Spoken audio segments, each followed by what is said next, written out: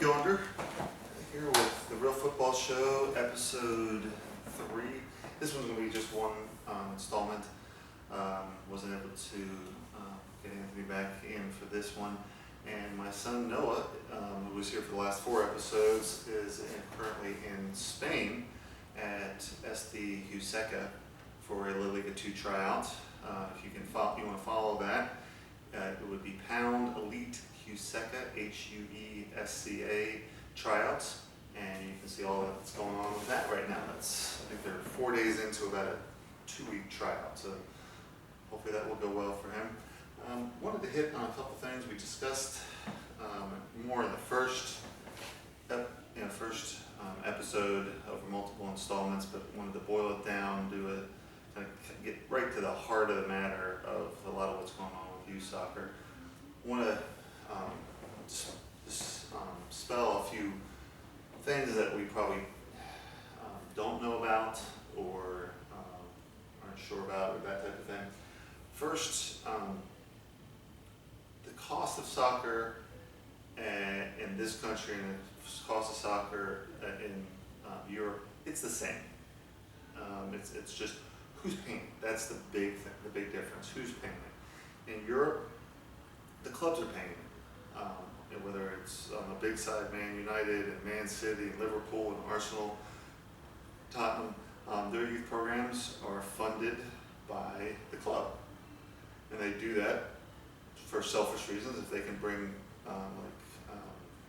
Man City has recently with Phil Foden, if they can bring a player up of that elite level, that saves them tens of millions of dollars in transfer fees by bringing them up through their system. That obviously makes it worth the while to have that system. You don't have to bring up a whole lot of players at that level over time to make that worthwhile. Again, that's those elite players are few and far between to some degree, but again, that's the difference. Here, the parents, us, we're paying the bill, and that's where I think a lot kind of get right to the heart of it. It's a lot of what's a problem here is that Anthony and I have talked about it numerous times, and one of the things with that is, where your money goes, your heart goes, and with that, it puts a lot of pressure on the kids. If you're spending thousands of dollars, sometimes I know parents that are spending over $10,000, $15,000 a year between travel and fees and uniforms, etc. You're going to put pressure on your kids. Almost everybody is, whether it's for college scholarships, whether it's for professional aspirations, whatever it is. So, kind of get to the heart of the matter, the studies show that 7% of all the soccer players in this country end up in some sort of college, whether that's junior college, NAIA, NCAA. That's it, 7%. So 93% of those players don't end up in college. So, we need to look at, okay, and then I think Anthony, who was again here for the first episode in the installments, his club, which is designed mostly around girls, but has a boys program as well, is designed to be more economical, so that the cost to participate is much more manageable. Hopefully means the much more manageable environment for the kids and for the parents, so that the pressure's not there. But what's happening, and it's an epidemic, there's a group on Facebook called Offside, and they're doing a great job on the referee side. And it's not just for soccer, it's for all sports, of the epidemic of poor parenting. We call them cheeseburgers. That these cheeseburgers, a lot of times they don't know the rules of the sport that they're arguing over, but they're getting on the referees. And a lot of times the referees aren't much older than the players. So again, like the players, they're learning. These referees are learning how to ref. Well, especially COVID kind of brought it to a head when they stopped doing this. Then a lot of them did come back. I don't want not that there's no money in it, but the money involved in it, is it worth what comes with it? So again, a lot of that comes down to the money that we as parents are shelling out to participate is putting us in a situation as a whole I don't think we're doing a great job. So I think that's part of it. We have to own that. Get to some of the positives with U.S. soccer in this country. I think the biggest positive, the OTA program, which has shifted over to MLS next, the Austin FCs and FC Dallas and Sporting KCs and Colorado Rapids and LAFC and those clubs where it's fully paid for, there's a lot of positives. I think you're starting to see, and you're going to continue to see, a lot of players coming through that because there is no barrier for entry. There's no cost. Now saying that, there's teams that aren't related, aren't associated with MLS clubs. There's still costs, and that's a big issue. You have big club in my area, big clubs in all these areas. They use that as a hammer. We have the highest level. If you want your kid to play at the highest level and go to college or go pro or whatever, we're the game in town that you need to be with. Well, like anything, again, there's good doctors in the world, there's good attorneys in the world, and there's bad. Well, there's some clubs that handle that well and there's some that don't. And I think you need to be, as a parent, very aware of just because this club has that avenue for your kid, is it really where they're going to learn? Is it where they're going to be educated? Where is it? Is that going to be the biggest thing? So along that lines, you start seeing, abuses with that. So it's, be aware. Don't just go in. They have the biggest thing. Well, are they training? What is their background in it? I think part of where MLS Next, and maybe taking MLS Next to the level past that U.S. national team, you start seeing, to my knowledge, very few Division I colleges, definitely the U.S. national team, scouts and coaches don't look outside of MLS Next as a whole. A little bit in ECNL, but not much. So I think where you have, if you look at a pool around the country, yes, I think a lot of our better players end up, one way or the other, funneling into these MLS Next programs. However, there isn't one in every town, and there's ones where there's huge distances that just, it's not manageable for the parents or anything else. I do think, and I would probably throw the number at 20%. There's a 20% of a talent pool that I think could go to Division I, or could go pro, or could be potential players for the U.S. national team, and they're not being seen because they're not in the MLS Next platform. Again, this is the boys' side. On the girls' side, ECNL is the top bracket for them, and I think as a whole, they do a good job.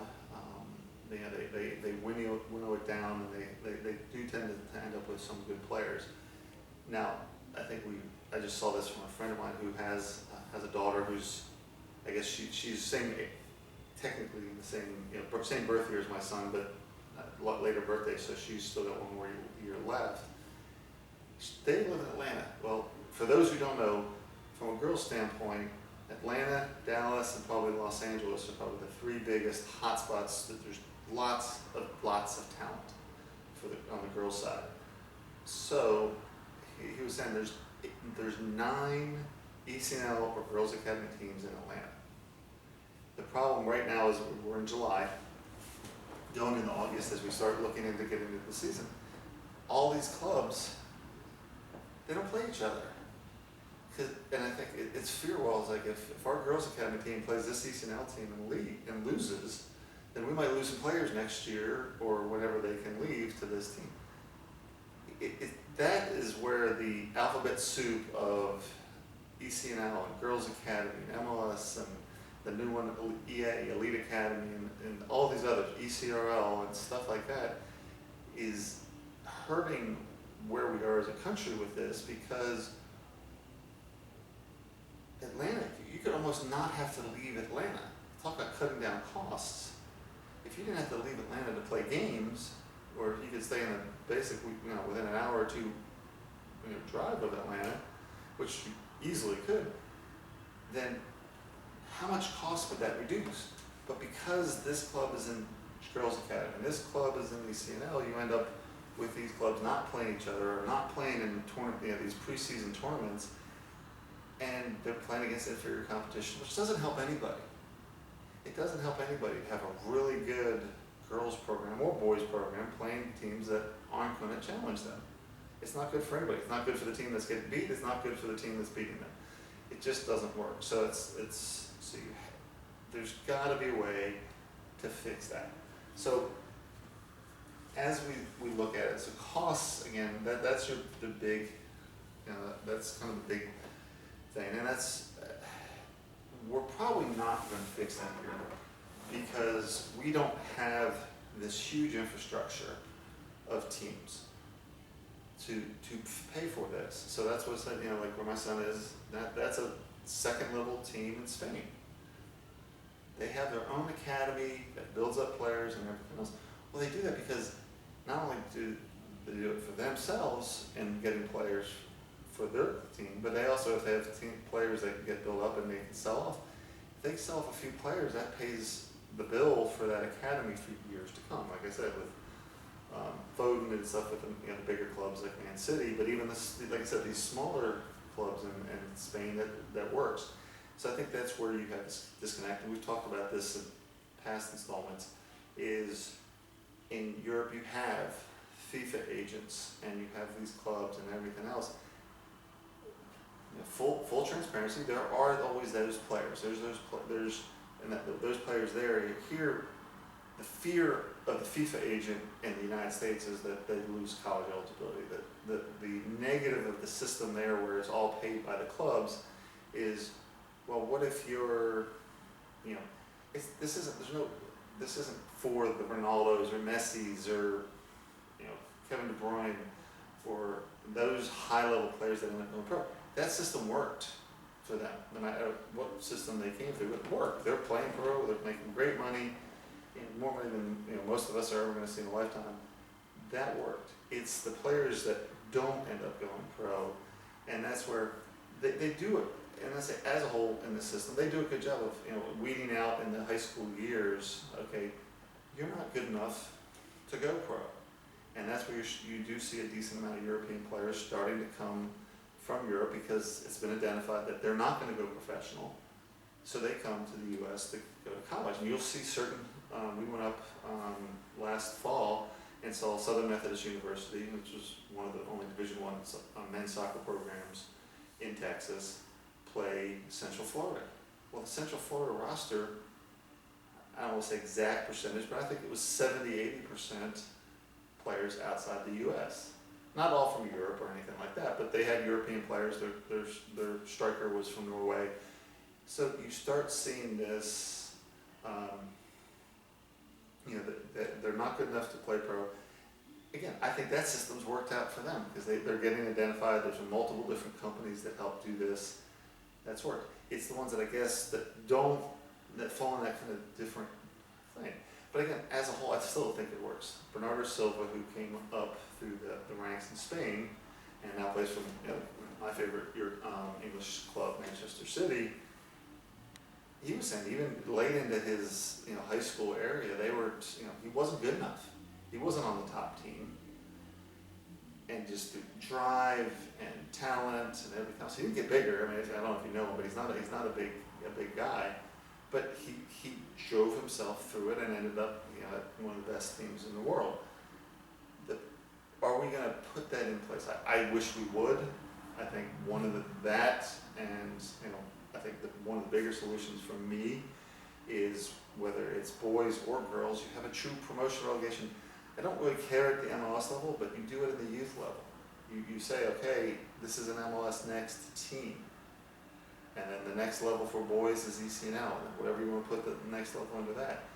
And in the areas that they're in, they do promotion relegation. Now they don't do it, especially like I said, I'll say in ECNL because I've had that from experience, because when one club, when they have the 6 teams that they have, some U18, 17, 16, 15, 14, 13, they have those 6 teams, they go together, and they typically go with a travel partner.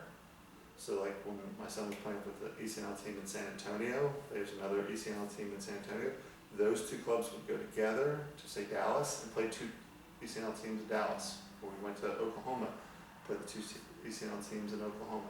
So one of us plays, all 6 teams play one team on Saturday, the other one's playing the other team on Saturday, and then we flip on Sunday. It's very easy, it makes it simple and everything else. But simple isn't going to fix the problems we have. We have to get outside of simple. So you start having to look at, okay, whether, say it's bottom 2 teams. So with MLS Next, the teams that finish the bottom 2 get relegated, the top 2 ECNL teams move up. I know it complicates things, but it will solve a lot of issues. It will solve a lot of the problems. The money thing, we have to find a way to make the cost, and this was my point with it, like the Atlanta-Dallas thing. A lot of that cost, if we didn't have to have players traveling all over the country for these events, at least for league play. I mean, there's no sense really from my standpoint, if you're under high school age, you shouldn't be traveling more than 2-3 hours, unless you just live in an area where that's the only, there just is nothing really. But if you're in Dallas or Atlanta or Austin or San Antonio, there's no reason to be traveling more than an hour or 2 for league games. It's not necessary, especially on the high school level. And I said that we could deal with it at the high school level by saying, here's a Dallas, there's no way you could have an Atlanta high quality, great competition girls league that was just in Atlanta. Same thing for Dallas, same thing for Los Angeles, same thing. I'm sure there's some other areas of the country where you could do that, or at least maybe include some other cities that are close enough that you could do that. That's one way to mitigate the cost. Huge way to do that. So again, I want to purposely try to keep this as a short installment that hopefully we can share, but we've got to come up with solutions. Some of the solutions for the money could also be, sponsors. Taking the U.S. national sponsors and expanding that base into an area where we're getting Coca-Cola and Nike and these big things to not necessarily sponsor the U.S. national team and the U.S. national team, but more in the way of how to invest that into youth soccer. That's how it is. And again, that's where a lot of the money that's coming into those youth programs in Europe is they have sponsors. And they're putting in not little bits of money, big chunks of money that allows them to say, okay, we're not charging. It's not to say we won't charge for it, because there's a value in saying, okay, we have, if your kid wants to play for our club, there's some money in that, but it has to be something that's reasonable. It's doable by more than, the select group of people that tend to end up doing it. We need to find a way to do that. So I'm open to thoughts and, everyone else's thoughts on how we deal with that.